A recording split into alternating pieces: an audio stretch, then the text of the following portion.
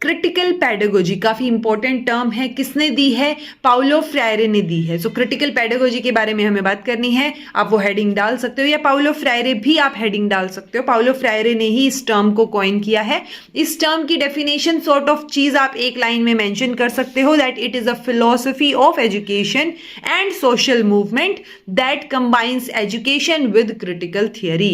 सो जो critical pedagogy है वो तीन चीजों के रिलेशनशिप की बात करती है, जिसमें ओप्रेशन, लिटरेसी और प्रैक्टिस। प्रैक्टिस का मतलब होता है जो कस्टमरी प्रैक्टिसेस होती है ना, जो कस्टम्स चलते आ रहे हैं या ट्रेडिशंस चलते आ रही हैं, उनके बारे में बात हो रही है। सो वो किस वजह से चलते हुए आ रहे हैं? वो एक पावरफुल इंसान ओप्रेस करेगा बाकी सबको, और अगर लिटरेसी ठीक से नहीं होगी तो ये चीजें होती रहेंगी। सो वो इन तीनों के रिलेशनशिप की बात करते हैं कि कैसे लिटरेसी जो है वो ओप्रेशन और कस्टमरी प्रैक्टिसेस या प्रैक्टिस से रिलेटेड है। ओके, देन इन्होंने एक बुक भी लिखी, पैडागोजी ऑफ ओप्रेस्ड, जो काफी फेमस है, जो बहुत बार पूछी गई है। तो आपको pedagogy of oppressed, critical pedagogy word दिखते ही पाउलो फ्रायरे दिमाग में आ जाने चाहिए। इन्होंने हार्शली क्रिटिसाइज किया है बैंकिंग मॉडल ऑफ एजुकेशन को। तो बैंकिंग मॉडल है क्या? जिसके अकॉर्डिंग स्टूडेंट जो है वो एम्प्टी है और पैसिव है, टीचर जो है वो नॉलेजेबल है और एक्टिव है। सो टीचर एक्टिव होके नॉलेज जो है वो बच्चे में जो एम्प्टी है उसमें ट्रांसफर करेगा। ये बैंकिंग मॉडल रहा है, या ट्रेडिशनल मॉडल लगा लो।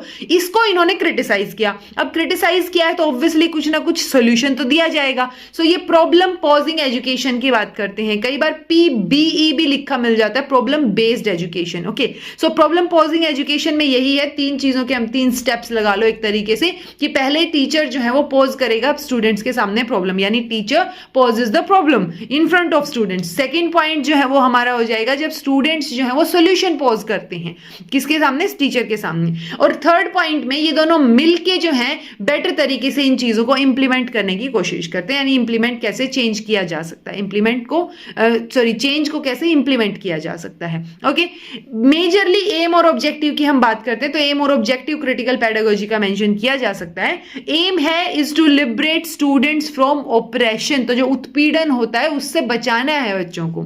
ओके, अब वो बचेंगे कैसे? जब वो खुद की हेल्प करने के लायक हम उनको बनाएंगे। ओके, तो हमारा ऑब्जेक्टिव क्या है?